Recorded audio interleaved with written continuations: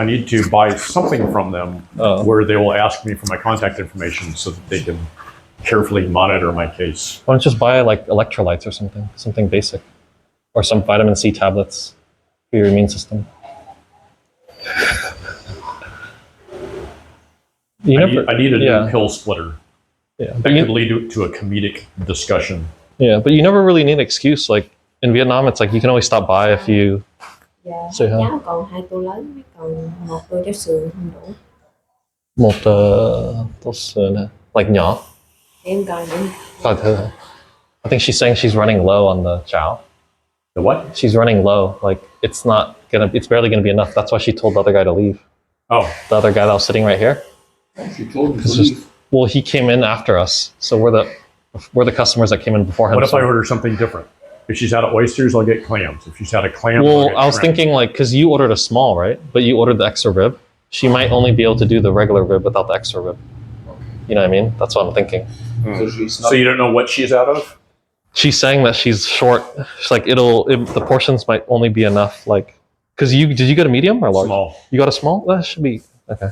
Wow. She's gonna relook at the stock. When she comes back, tell her I'll order what she has. So I might have to make mine smaller. Is maybe what she said, because I ordered a medium, but you both ordered a small, so I might go with the small. Yeah, and I can switch if she has more of one thing than another. I'm surprised. Usually in the morning it should have the most amount of chow. Doesn't make sense because every morning they should make like a new batch, but do they get a new delivery for the afternoon? They make it here. Seating? Have you seen the kitchen? No. They make it here on site. Yeah, but ingredients. The ingredients, yeah. They stay open later than this. Yeah, they stay open in the evening, like at 9 or 10. Are they going to get a fresh delivery of ingredients? Oh, that's true. The ingredients, yeah. Or maybe she's out of cooked ingredients. Hard to know. The ingredients might be short. Yeah, that's true. All right. Yeah. I mean, I don't know when they get their ingredient delivery. Like, I don't know that much, but I'm guessing something is short. Right. Probably the chow itself. It might just be the porridge itself. Well, if at this time she can't provide 4 portions, then we're getting yesterday evening's chow. Well, I mean, we'll see. Maybe the last bit of it, and then they're going to make a new one after that. That might make sense, yeah. That's what I'm saying. That's okay. There it comes. Let me see. Oh. So cái này nhỏ đấy. Cháo sườn nè. Sườn. Okay, so I don't know. Wait a minute. Oh, you ordered a medium. Yeah. Some gone, huh? Okay. She has enough, I guess. Tim, you starve. Well, I just ate cam tam. Cam tam. Okay. Did you go to the place? Yep. Oh, okay. No, the same place we went. And then on my way back, the guy with the street cart. The pork chop guy. Oh, there you go. Yeah, she's good. Okay, she made it happen. Come on. Yeah. We should give her a pork chop guy. He stopped me and he realized I just ate cam tam, but he really gave me the high pressure sales pitch about how good his pork chops were. So he's talked to us several times. We came in just in the right moment. Yeah, he knows us. We came in just in the right moment because she had to turn away the other guy. Yep. See? We came in just in time. So I need to go back to that guy. You know the pork chop guy? Looks good to me. Yeah. Yeah. I know. So he wanted to make sure that I was on the hook to eat there sometime this week. You could eat there multiple times and try everything. We can go for dinner. Yeah. I love it. I love it. Oh, the restaurant workers and everyone else in Vietnam. That was one of the best. They come and get you and bring you into their business. But that pork, the teat ka, was one of the best I've had, to be honest with you. He described in detail how he cooks it. It was a good sales pitch. There's art behind cooking, you know? That's the thing. What was 1 kilometer away that we had originally eyed? Do you know the big street, Nguyen Van Thuy, with the Richemont and many hotels? It's off of that main street on a hem. It's called Cam Tam Suan, which means like the bone-in, because they're really known for doing the bone-in pork. So they have a large barbecue outside, but it's a bigger restaurant as well. But if you want, we can walk all the way over there if you want one night. I'm ready for that. I mean, I liked the guy yesterday, but you said that this one is even better. Well, it's hard to say even better. But I think if we go at dinner time, everything should be pretty fresh. Similar prices, very good prices. So today, I got loaded up on Google Translate. She brought me the menu, and I just showed her the phone. Whoever, her friend, her sister, who knows, who speaks English, came over and looked at the phone and talked to me in English. And my phone said, "I like everything on your menu. Bring me what is fresh. I trust your judgment." Oh, okay.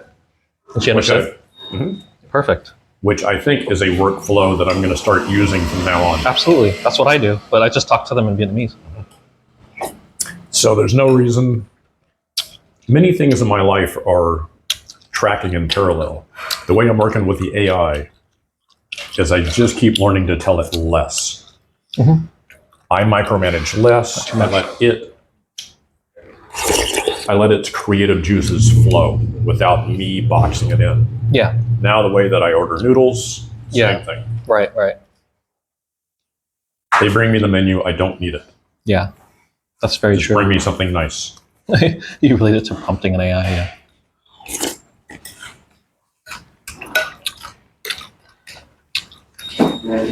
Oh my God, that's good.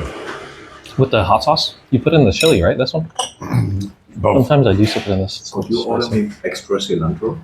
Oh, yeah. Am I? Yeah, I'll also take some cilantro. Mình có cái ham rau không? Cái không biết nói tiếng Việt thế nào? Yeah. Cái rau màu xanh lá. Thêm rau. Yeah, có hả? Tí hả? For two. Hai phần được không?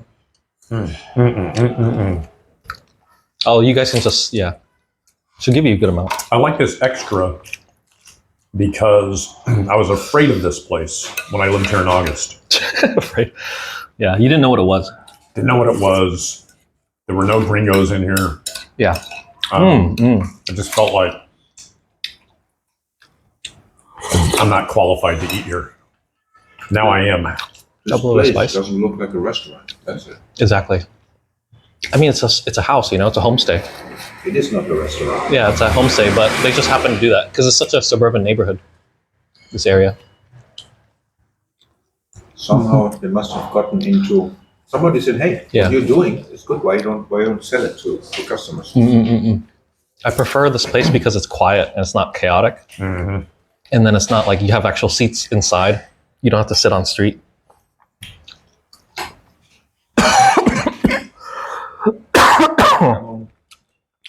Oh, Just split it. a story idea just popped into my head.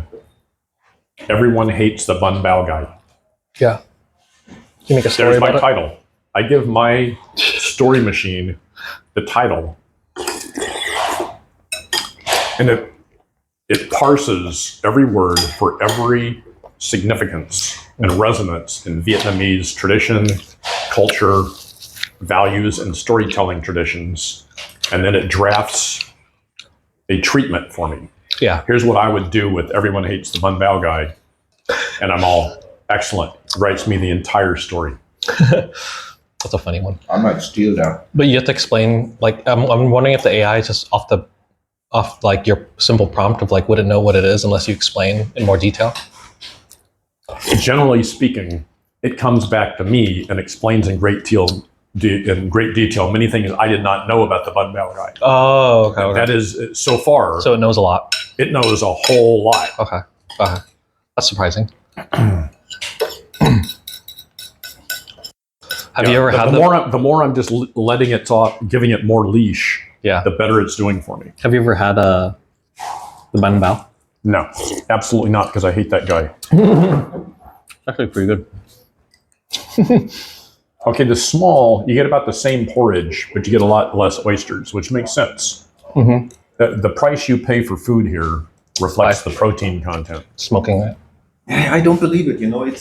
I know it's not my karma. It's not that he say, "Oh, there's Wolfgang. Let's smoke."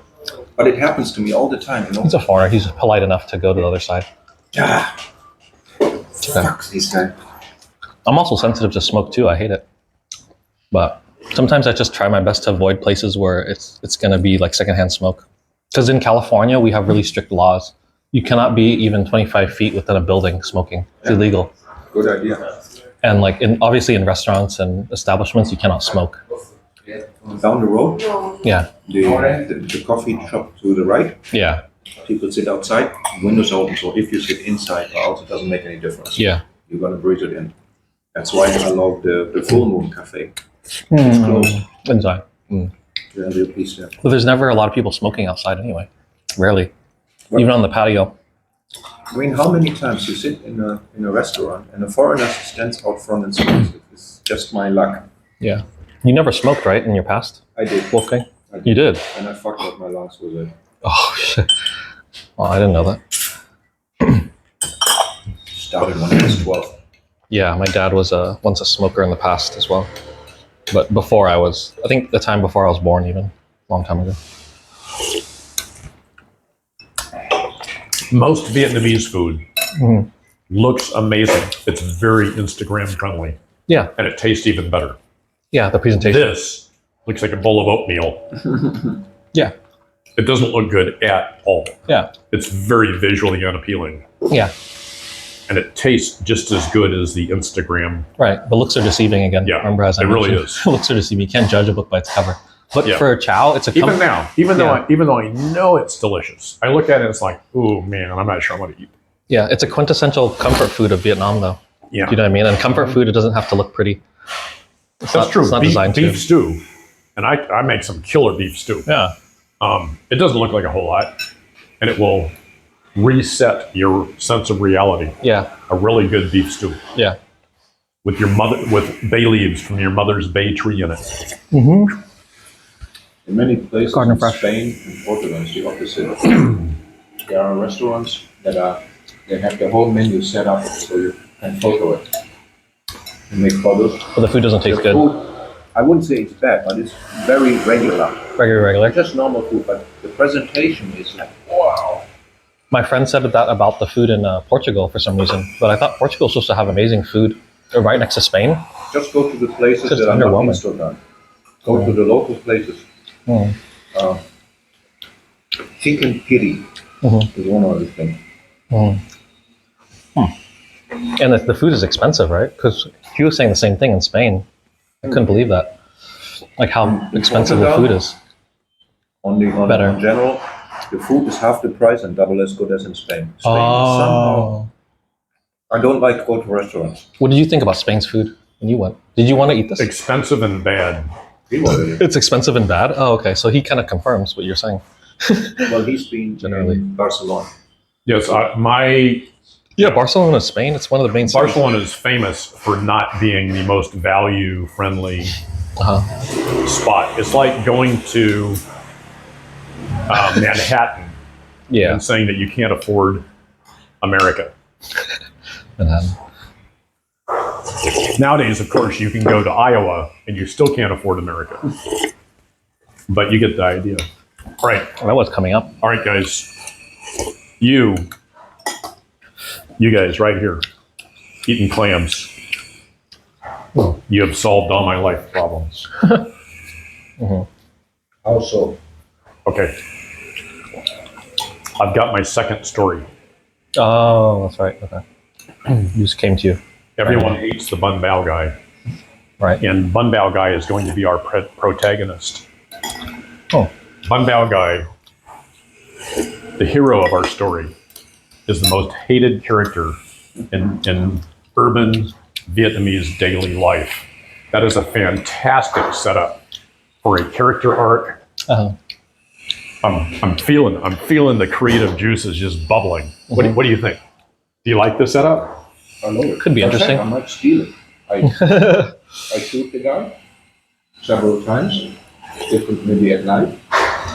Look, I want our channels to riff off each other, right? So when I publish Everyone Hates the Bun Bao Guy, I'm going to give a link to your documentary about Bun Bao Guy, and then you will send a link back to Like a cross the collaborate. little known backstory of Bun Bao Guy. Yeah. Cool. You're going to be needed. We're going to cross pollinate Yeah. That's 100%. That's what people do on YouTube. That's what people do in general, creators. It's all for the better. I am so on fire for my project. I really don't want to go back to the States You'll be back and soon. interrupt my flow. Well, how many weeks? 3 weeks. Oh, that's quick. But I gotta 3 weeks is quick. I gotta see my children. That's quick. You'll be back in no time. Mhm. Yeah, that'll go by fast. Well, maybe I'm gonna pop over to Las Vegas and see my groin surgeon from Oh my God. 10 years ago and get him to kind of take a look-see. Mhm. And if he says, yeah, you need a little bit of needle and thread work, I'll have him do it. Probably stay with an old friend, my ex-wife's old friend in Vegas, Okay. who I think is good for it. That's a possibility. But I would probably need a month before I got back on a long distance flight to Asia. Yeah. Probably a month. That's a horrible flight. That's not Doing a it with a quite uncomfortable fresh surgery, no freaking way. But you're not sure if that's going to happen yet. Yeah, I don't know. I won't know until probably first week of January, Okay. because the guys can be closed between Christmas and New Year's anyway. So there's little chance to see him before. Okay. Just update us later when it happens. Now, I saw him 5 years ago with the same concern, and he went, "You're fine." He may do that again this time. Okay. Yeah. I mean, I did my research to see if there's somebody in Bangkok or Singapore that is equivalent, and there is not. okay. To the best of my knowledge, he is one guy that does one thing, one way, and there's no one else. That guy is the hernia surgeon equivalent to Uncle Bao's Story Corner. There is only one. There are no competitors. Very specific. He should teach before he gets too old. We, I know, right? yeah, he doesn't have any. No, he's already too old, and he does not have An apprentice. mentees, no apprentices. His knowledge will die with him, Oh. which is one reason he's 65. And so I kind of want to go get it done now while he's still active. 65 is not too bad. Because if he retires, I'm totally screwed. Do you know when he's going to retire? Does he ever He tell has you? not expressed any plans to do so. Yeah. But at age 65, I'm sure he could if he wanted to. Yeah, especially if he's a physician. But He enjoys his work, though. some physicians work until they're like 70. He does not take Is that insurance, so he does not have an office full of Cash. low-paid workers arguing with the insurance companies all day. Yeah. You just bring him, you dig into your pocket, big old wad of Benjamins, the old-fashioned way. A lot of doctors sometimes do that. They have their own clinics. Chinese restaurant owners in Thailand would love this financing process. Even in America, some Chinese restaurants are like that, still cash only. Yeah. No Exactly. no credit card even sometimes. I've seen some of those still exist. They're a dying breed. I very much respect this workflow. Put up or shut up. Yeah. Money talks and bullshit walks. That's the old school way of the past. Like before, because you remember a time when there was like credit cards were not like they are today. Something I had no Proliferate. idea of before I arrived in Asia 3 years ago is how much the Chinese culture permeates all of Southeast Asia. It is one of the absolute driving forces of how everything happens, Yeah. the mood, the style, the culture. It's way different in Vietnam, Philippines, Thailand, but it's still, there's a Chinese element that is quite prominent. Yeah, of course. Because a lot of Vietnam, the culture is most similar with China actually, but we're still very different. But a lot of the Vietnam's history is like intertwined with China's. A lot of our descendants are from we're basically from Chinese a long time ago. Like even my family tree specifically, my dad has a family tree. It dates all the way back to the Chinese dynasty times. We can trace it back that far. So like that's why I look a little bit different. I might look more Chinese than most Vietnamese is because of that. So that we can date back our roots all the way to China, like dynastic times. So Yeah, I mean, in the last 2 years, one of the big news stories is you had Russia, biggest country in the world, yeah, invaded Ukraine, which is a quite large country the size of Texas, but it's like this compared to Russia. Texas. And Russia figured we're going to roll through there in 3 days, no problem. And Ukraine said, yeah, well, that's your opinion. Our opinion is, and so now they've been fighting for 3 years, almost and 3 it's years, slogged down to an almost standstill. The same thing happened in 1979 when China decided to invade little quaint provincial Vietnam. China figured this is easy. 3 days, we roll all the way down to Saigon. What happened is the Chinese got their butts handed to them by the Vietnamese. Yeah. Completely unexpected. But there's been a much longer history behind it because they've even invaded, I think in the late 1800s or early 1900s, there's been many invasions. But we've always defeated them, like from the north. You know, like because China basically borders on northern Vietnam. And like there's battles where really one famous one I think of like the late 1800s where like they tricked the Chinese military because Vietnamese we have a lot of good military tactics and there's a lot of famous people. Because we tricked like when's the last time you guys lost a war? There was something about like the Chinese boats, like they were so intelligent to know when low tide and high tide was, so they were able to like have traps set up in the water. So at which point the Chinese boats came in, the low tide had hit at that point in time, and all the Chinese boats got destroyed. That was from Vietnamese strategy, like war strategy. I love that. Yeah, and it ties right back into Ukraine because both China and Russia, their one and only military strategy is mass numbers, brute force. We win because we have more guys, more tanks, more horses, and more boats. Little bitty Vietnam, little bitty Ukraine, they can't do that. They got to fight smart, but they are very, very smart. Yeah, it's like our opponent is mighty but stupid. We are small but smart. We will win, and this happens consistently. Yeah, it's like the David versus Goliath thing. You know, exactly. You don't have to be the bigger, stronger, like military to defeat a smaller one necessarily. In most cases, it's not easy though. You got you got your work cut out for you if you're the little guy. If you're the little guy, you got to really bring your A game. Yeah. Well, there's so many countries assisting Ukraine. We know. It is strange. Up to 75, the Chinese supported Vietnam against the Americans, and just 4 years later they invaded. Yeah, who knows? They've always, you know, what's in their head. Yeah. It's always a delicate balance of like they're our neighbors and we share the same like form of government, but our government even is very different than China's. Like Vietnam's communist rule, it's very different than China's because China is like essentially a one party rule, but it's a Xi Jinping. He has one man rule. One man rule. He has the authority to like do anything he wants almost. But in Vietnam, we have a committee where like things have to be voted on in order to be passed. The president doesn't have full power like Xi Jinping. Do you know what I mean? In Vietnam, and also Vietnam is very different as like we keep ourselves open to the world. Like China likes to block a lot of access to things like Google, Facebook, you know, like WhatsApp, whatever they want. And there's a lot of propaganda. China has a lot of propaganda. They lie to their citizens about the state of how the Chinese government is. You know, it's all lies. Even my Chinese friend here in Vietnam, he told me the same story.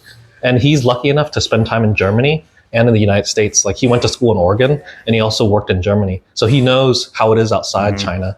But he told me like there's a lot of brainwashing and propaganda in China. At an even bigger level than that, people from Europe, people from the United States, Canada, Australia, we come to Vietnam, which is a communist country, and we feel far more freedom than we did in the Western world, where supposedly it's the land of the free and the home of the brave. We come to Vietnam, and all of a sudden, the government isn't telling us this. Our Southern Baptist neighbors aren't going like this and everything we want to do. It's so refreshing. Yeah, exactly. So I think to outsiders think, oh, it's a communist country, nobody has any freedom. The reality on the ground is completely opposite of that. Yeah, because the West now, it's over bureaucratized and it's overly regulated. It's more litigious. So we have to deal with all those problems. Like I was just talking with him about that the other day. He was saying how in Germany, he has to jump through so many hoops in order to get his Social Security, you know, or to be able to get his disability pay or unemployment, whatever it is. Like it's so difficult. You know? And I think over here we deal, even though there is a communist government, there's less bureaucracy overall and more regulation, which it's more freeing, you know. Like in the West, it's always something you have to worry about. And the cost of living, you know, is at the forefront of your mind. Yeah. Always in the West. And that's also why cigarettes and California cost $18 a box, and in Vietnam they cost $1. It's because the government doesn't care if you smoke or not. It's none of their business. Yeah, That's the your tax. choice. Yeah, that's true. That's the bad part. And profit too. I mean, America is always a for-profit kind of like, machine. Like everything's driven towards that, like capitalist, society that's highly Street carts for everybody. in Vietnam. You can go to a street cart 1 block from your apartment and buy a delicious bowl of noodles and pork for $1.50. Wow. Does America have street carts? Maybe in a very limited way. It might have a hot dog cart in New York where it's $10 a hot dog. And that guy, the city inspector, comes out daily to look at his permit, et cetera, et cetera. Yeah.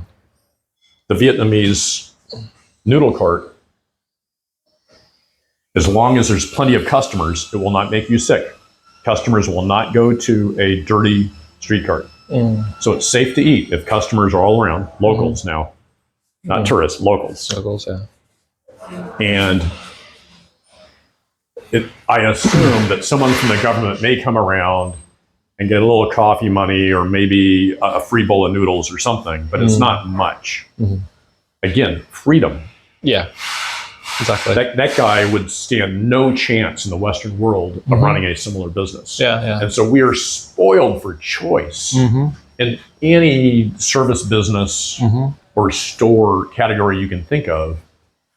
There's no barriers. As long as they can pay for their rent, pay for staff, buy some inventory, and appeal to customers, they can run the business. Yeah, that's very much so like the Vietnamese spirit, like the entrepreneurial spirit you can see with people opening up businesses. But it's also one of the reasons that you touch on that Vietnam's economy is doing so well. Because a lot of the deregulation, a lot of the entrepreneurial spirit, it keeps, the country growing at such a crazy pace. You guys know that, right?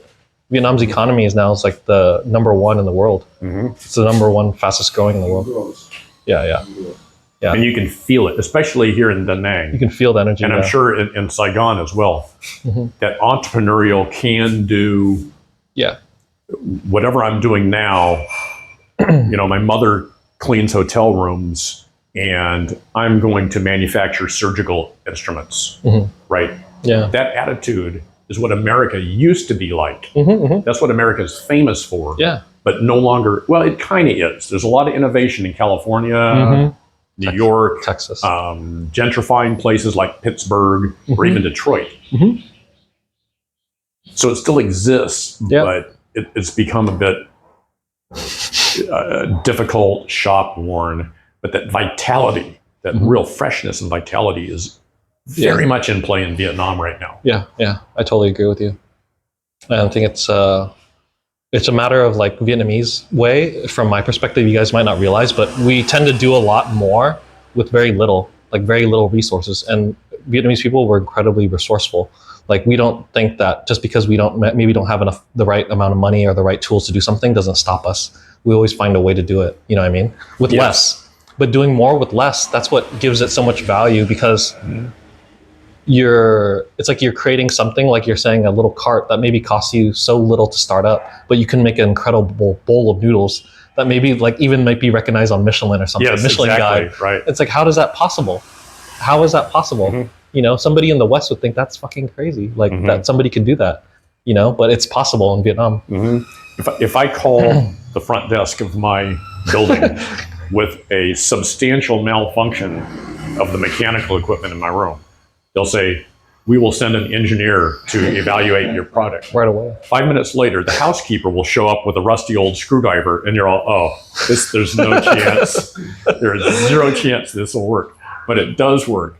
I mean, it fixes your problem They know what it is. with the rusty screwdriver. And she kind of looks at you like, really, you needed to call me for this? Yeah. It's not the first time. I mean, their experience. This attitude is just so... But even no problem. Even that level of service, you wouldn't get. I would never get that in America.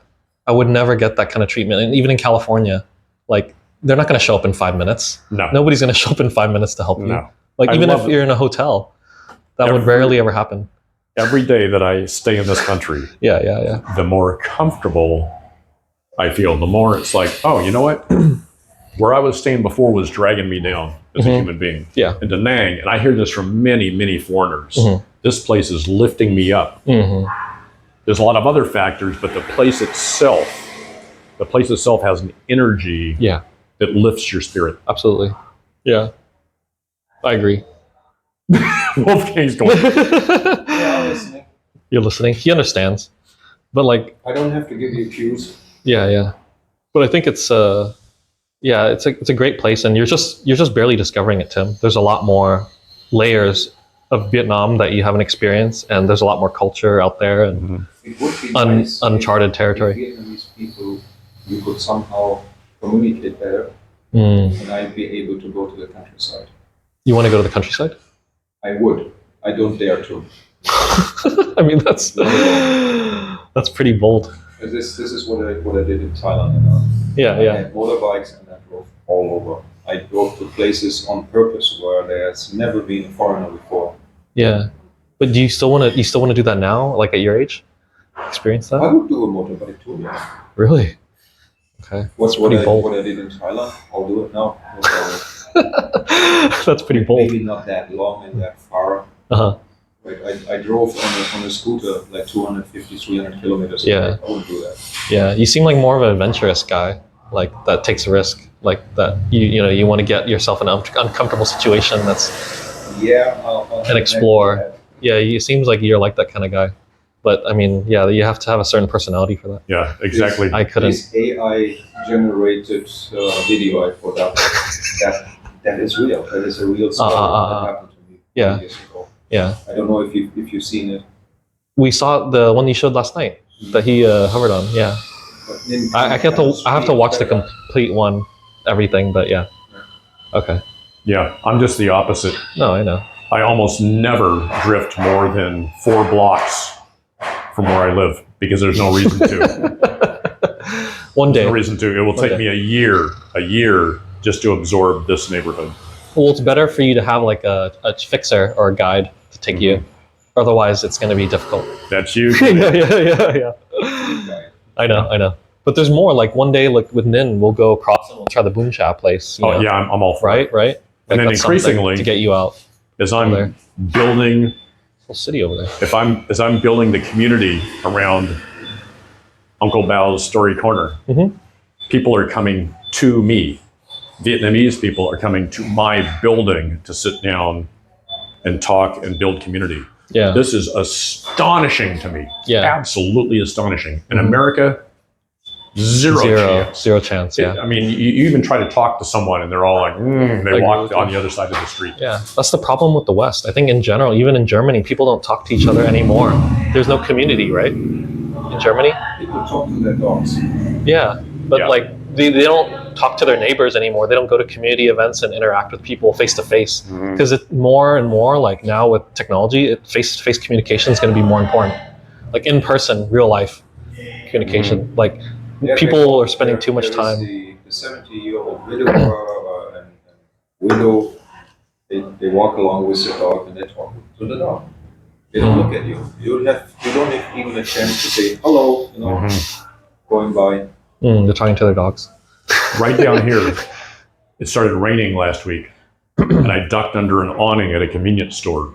And immediately, these 3 grizzled old gangsters from Saigon pulled up a little plastic chair for me at their Sit down. table where they had a tea set with an ancient cast iron teapot about the size of a baseball Yeah. and these doll-sized 1-ounce cups. And they sat down They invited you. and invited me to drink tea with them. Yeah. One of the guys spoke English, a retired Navy officer. What a just stellar experience because they honored me and I honored them. Yeah. This sense of community to me is, I've never experienced anything like this in my life. Yeah. It's incredible. Yeah. Whenever we see somebody in need, that needs help, like we're definitely willing, it's obvious you're right there, I mean, they're welcoming to you and that's no problem. It's raining down, have a little bit of warm tea to warm you up, on a rainy day. Like, That why not? used to be in Germany in the 60s and early 70s, and then it died. and then people started talking to their dogs. Yeah. What's interesting to me, though, in Vietnam, is it's very social media and mobile phone integrated, which, you know, in the Western world, the phones get the blame for the fact that society has cratered and no one ever talks to anyone but their dog. In Vietnam, this has, for whatever reason, accelerated the ability for community to happen organically. They have figured out how to not have phones, how to have phones add to community rather than kill it. That's very surprising. Yeah, it's because it's more viewed here as like a tool in order for people to connect, but not necessarily like something that you want to get stuck on and rely on 100%. Because they still know the value of in-person like connection. You know what I mean? What you just said, the presence of cell phones didn't destroy the willingness of Vietnamese people to communicate directly and help you and all that. The same like, you know, you cannot blame just the presence of something. In the US, all these killings are blamed on the easy availability of guns, of firearms. Yeah. That's just not true, because in Canada, everybody has a hunting rifle and a pistol with it. Yeah. And there is per capita like 100 times less killings. Yeah. So it's not the gun, or it's not by far the main reason why people kill each other in the States. That the presence of firearms. It's the psychology behind it, like people's relationship with the guns and other issues, mental issues that people have. Not necessarily, because it's the people that kill people, not the guns necessarily. They say, but it's a big argument that they always argue about in the United States, gun control. It's like there's always both sides to the story. There's I just you know what I mean? wanted to show the parallel.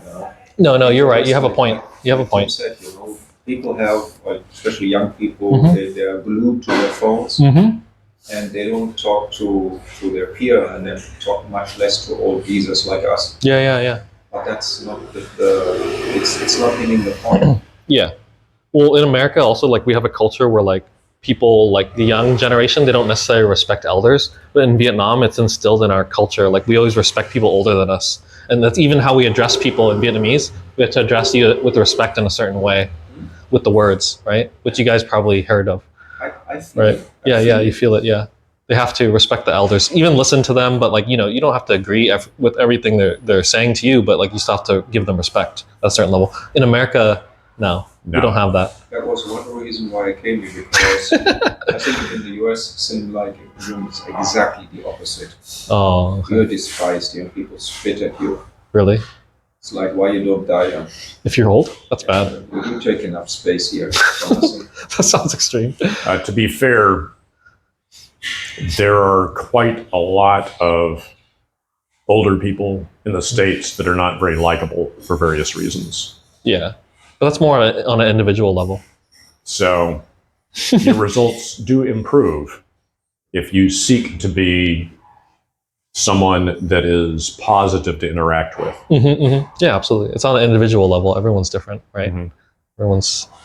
But here, they give you the benefit of the doubt.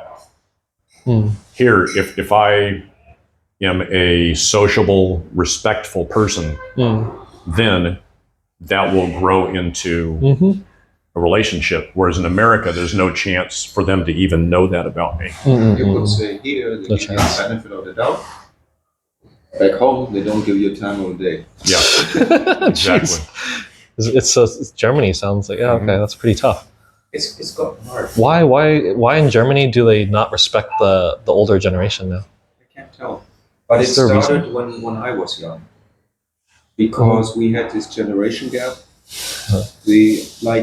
When I was 15 or so, the people that participated in the regime, they were at that time then like 50, 55. And to us, they were old. And we hated them, and they hated us. But that's a different thing. What's going on today is just, I can't put my finger on it. It's an underlying undercurrent of hate toward old people. Like, really, like I said, you are useless. You're taking up space. You're having an apartment that I would like to have. So why you don't check out, make space? And people live longer. People live longer generally, yeah. we are a totally overage society. Mm. I mean, here I'm a tourism. Hmm. Back home, I'm a younger guy. Mm. Hmm. Okay, I can see that a little bit. Vietnam does have a very, very young demographic. Right, right. Exceptionally young, yeah. Mhm. Yeah. Even in Da Nang, they have statistics I learned about. I think like the majority of the population is between like 22 and like 38 or 39 or something like that. Mhm. Like that's the highest percentage of the population. Very young, generally, even just in Da Nang here, the demographics. I like that. Yeah, yeah. Especially when Yeah. younger people don't view you as a kind of obstacle Hmm. or bad It's thing. To be fair, though, it's in Vietnamese culture too. one of the Respect. college age students that Mhm. I worked with at one of the English exchanges contacted me, and at first I was very flattered. It's like, oh, I really enjoyed our conversation. And then she said, you remind me so much of my grandfather. Thank you. And she meant it with complete respect, right? She was not being snarky. Mm-mm. If it was the Western world, she would have been busting my balls hard. But here, it doesn't even occur to her that someone might view that as a negative. Mm. So I took it in the spirit that it was given. Yeah, yeah, yeah. Yeah. Positive. Well, I'm sure she loves her grandpa. So. I did laugh, yeah. though, because I go, maybe she thinks I'm cute. It's like, oh, yeah, no. Yeah. Guys, are you ready for coffee? I was born ready. I'm gonna get a drink too. Yeah. Full moon? Yes, they have nice beans. It's my beloved. Okay, I'll stop by. So we'll finish up here. Let's pay the lady. Yeah, yeah, yeah. Good idea. PTL, pay the lady. She is back there. She went away on the motorbike. Can we just leave money on the counter?